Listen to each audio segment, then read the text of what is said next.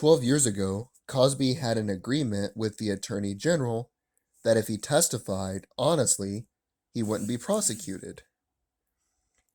This current case is based on the deposition from 12 years ago. The judge scrapped the agreement. It should have never went to trial in the first place. Before and after, Constant visited Cosby at his home at night. After the alleged incident, Constant continued to hang out with Cosby and accepted his invitations to shows and events. Legally, there are too many inconsistencies to force punitive action. Constant contacted a civil lawyer before contacting the police. After she filed her lawsuit, Constant claimed she could bring forth 12 other women to accuse Cosby. Constant was recorded private phone calls between her and Cosby, which is a violation of Pennsylvania wiretap laws. After settling with Cosby, Constant moved to Canada and talked to the media anyway. This is when we get into the political hack, political opportunist, piece of shit, Kevin Still. The new Attorney General made a campaign promise to go after Bill Cosby.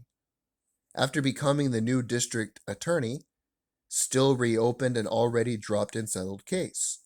He did it on New Year's Eve, one day before the statutes of limitations would run out. All to fulfill a campaign promise to go after a man who was never convicted of a crime. Cosby was never convicted of a crime, never admitted to a crime in the deposition. Another one of the accusers, Christina Rulli, withdrew her case. So did 7 other women. In one interview, Rulli said she woke up with all of her clothes on. Later, she claimed she was naked when she woke up. She lost track of her own statement. So there you go. Kevin Still politicized it. He made it a campaign promise.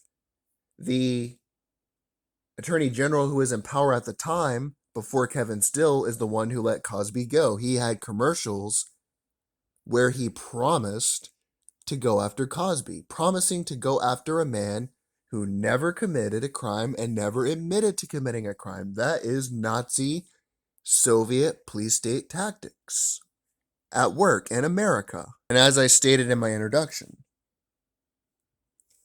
Cosby lost his honorary degrees, his shows were canceled, and he was lynched in the press, all without a trial or a day in court. Many of the women got book deals, went on talk shows, hired publicists. Out of 30 women, 1/3 have lied. 1/3 have no case, and 1/3 have stories with no proof. There's 10 to 15 women, many of them admitted they were Cosby's mistresses and constantly slept with Cosby. But Cosby still, one day, out of the blue, decided to drug and rape them all of a sudden. So let me get this straight. They admit to sleeping with Cosby. They admit to going into a married man's room alone. But one night, Bill Cosby just decided to rape them. And after he raped them, they decided to come back to Bill Cosby again. Again, this makes no sense. If Constant never went back to Bill Cosby, the phone records showed she never called him again, then it would be an easy case. But all of these women came back to Bill Cosby after he supposedly raped them one night, and they all admitted to sleeping with him. Chloe Goins chose an event Cosby didn't even attend. Cosby was in another state, not to mention Goins is a convicted prostitute. Louise Martz, I think is her name. There's so many of these whores, it's hard to keep up with them. Accused Cosby of inserting his junk into her mouth in a dressing room at The Tonight Show in 1971, and that he threatened her not to speak out. Here's the problem, though. Cosby wasn't even a big actor in Hollywood in 1971 and had no power. Also, Cosby and her never appeared on The Tonight Show on the same night in 1971. Janice Dickinson. Like I said, when you keep going through these cases, case by case, word by word, they fall apart. When you build something on a false premise, everything that follows it, that precludes it, is a false premise. Janice Dickinson's initial story was that Cosby blew her off after dinner because she refused to sleep with him.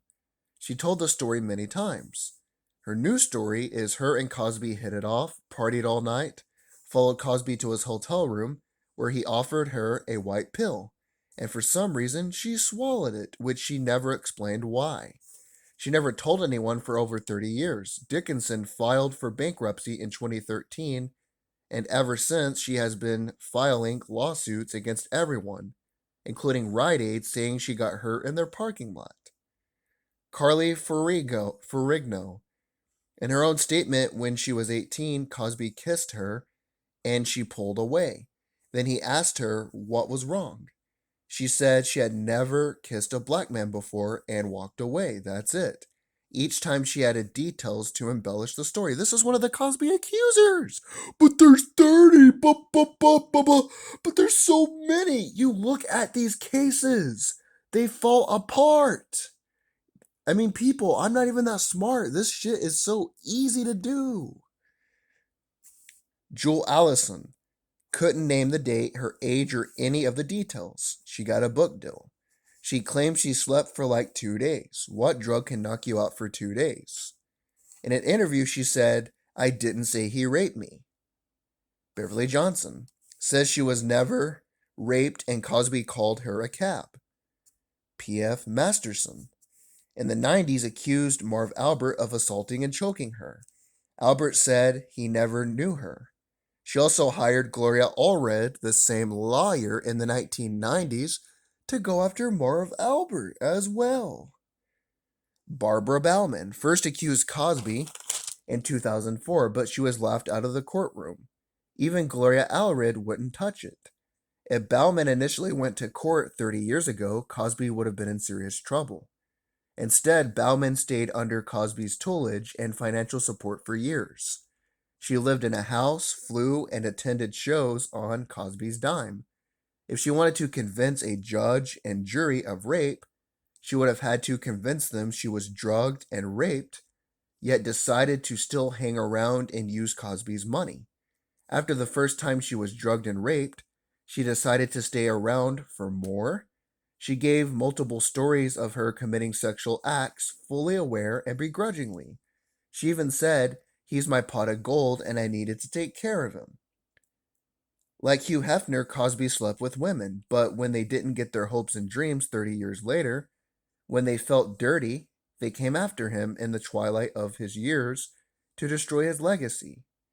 We're talking about legality and guilt beyond reasonable doubt in a court of law. These women hung around Cosby and never hung around him, and Cosby never admitted to drugging a woman or touching them without their consent. That's the thing. Cosby never admitted to this. These individual cases, they fall like a house of cards anytime you look at them. You look at these women's past. You look at what they've done since. It just doesn't add up. But there's 30 women. One of them has to be telling the truth. Okay, name one then, or shut the hell up.